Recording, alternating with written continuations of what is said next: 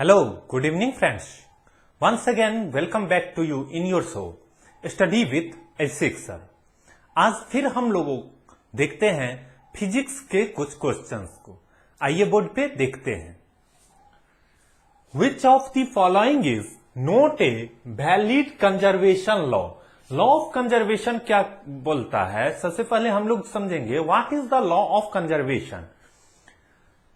Law of conservation states that things can not be created nor be destroyed. जो भी things होता है या कोई भी चीज होता है उसको हम लोग जिसको ना क्रिएट कर सकते हैं और ना ही डिस्ट्रॉय कर सकते हैं, ऐसे जो भी लॉज होते हैं वो सारे लॉ ऑफ कंजर्वेशन कहलाते हैं। कंजर्वेशन का मतलब होता है means neither created nor destroyed, जिसको कि ना हम लोग क्रिएट कर सकते हैं ना ही डिस्ट्रॉय कर सकते हैं। वो जितना अमाउंट है उतना ही कांस्टेंट रहेगा। इसी को क्या बोला जाता है? Law of conservation. Now comes here question is which of the following not a valid conservation law. इसमें से कौन सा ऐसा है जो कि वैलिड है, कंजर्वेशन लॉ को फॉलो करता है? तो ऑप्शन देखते हैं हम लोग क्या है। Law of conservation of energy. तो लॉ ऑफ कंजर्वेशन एनर्जी होता है क्या? तो एनर्जी का लॉ ऑफ कंजर्वेशन होता है energy neither can be created nor be destroyed. जो एनर्जी होता है उसको ना ही हम लोग क्रिएट कर सकते हैं ना ही उसको डिस्ट्रॉय कर सकते हैं। Second option B is law of current. Law of conservation of current होता है। तो करंट को क्या होता है?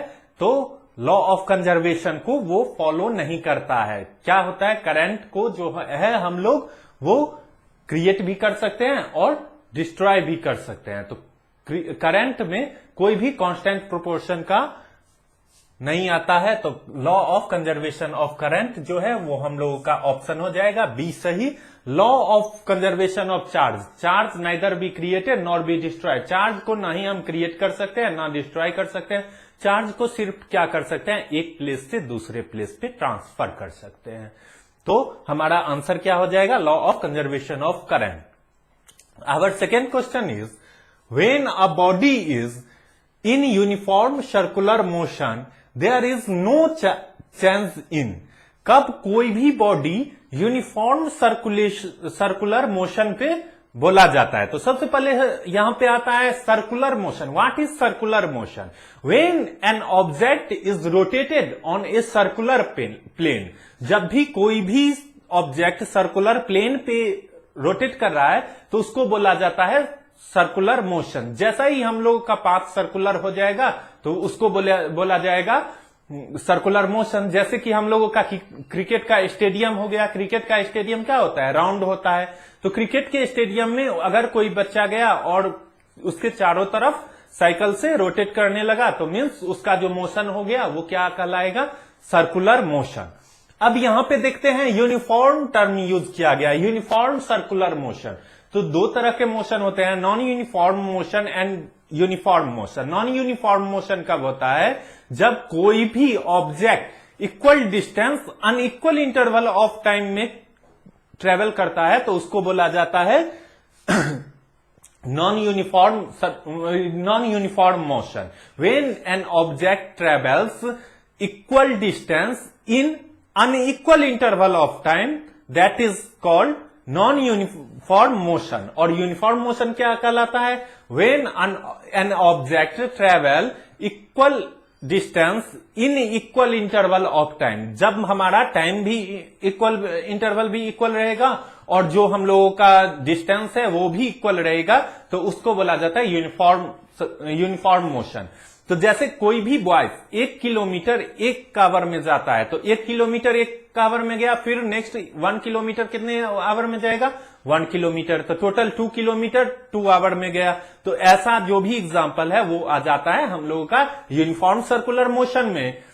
व्हेन एन ऑब्जेक्ट, अगर कोई भी ऐसा ऑब्जेक्ट है जो 1 किलोमीटर जाता है 1 आवर में और फिर 1 किलोमीटर उसके बाद 2 आवर में चला जाता है तो यहां पे तो डिस्टेंस इक्वल था 1 किलोमीटर 1 किलोमीटर। तो कितना हो गया टोटल डिस्टेंस? 1 + 1 2 किलोमीटर। बट यहां पे जो हमारा टाइम टेकिंग था वो पहले था 1 आवर, अब क्या हो गया है प्लस उसमें ऐड हो गया 2 आवर, तो 2 आवर + 1 आवर 3 आवर, तो हम लोगों का टाइम यहां पे डिफरेंस आ रहा है। ऐसे मोशन को नॉन यूनिफॉर्म मोशन बोला जाता है। तो सर्कुलर पाथ जब हम लोगों का रहेगा तो सर्कुलर मोशन में आएगा। यहां पे क्वेश्चन है when a object is in uniform circular motion there is no changing, उसके कौन से चीज में चेंजिंग नहीं आता है?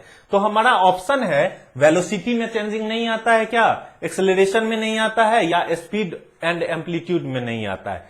तो वेलोसिटी जो होता है उसमें चेंजिंग हम लोग देखेंगे जो आ जाएगा। जो भी वेलोसिटी होता है वो डिस्प्लेसमेंट बाय टाइम होता है। जैसे ही हम लोगों का पाथ सर्कुलर रहेगा तो उसमें डिस्प्लेसमेंट हमेशा इक्वल नहीं होता रहेगा, डिस्प्लेसमेंट का अमाउंट डिफरेंट आएगा, क्योंकि स्ट्रेट लाइन पे डिस्प्लेसमेंट इक्वल होता है, बट सर्कुलर में क्या हो जाएगा हम लोगों का डिस्प्लेसमेंट क्या हो जाएगा, कम या अधिक होता रहेगा। इसीलिए यहां पे वेलोसिटी नहीं होगा, और वेलोसिटी नहीं हुआ तो एक्सेलरेशन भी नहीं होगा। क्यों नहीं होगा? The rate of change in velocity with respect to time is acceleration, acceleration का ये डिफिनीशन होता है।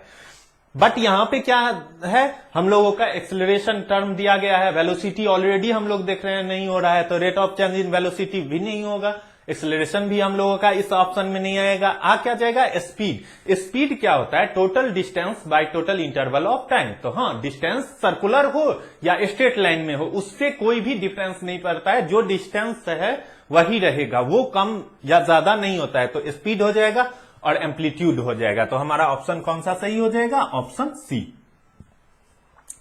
Now comes on question number 3, which of the following is unit of solid angle? जो भी सॉलिड एंगल का, तो 7 बेसिक हमने बताया था आप लोगों को इससे पहले के क्लास में, जो भी हम लोगों का यूनिट होता है 7 बेसिक यूनिट्स होता है, उसके अलावे हम लोगों का ये सॉलिड एंगल का यूनिट भी होता है। तो कौन सा ऐसा है इस सारे ऑप्शंस में जो कि सॉलिड एंगल का यूनिट है?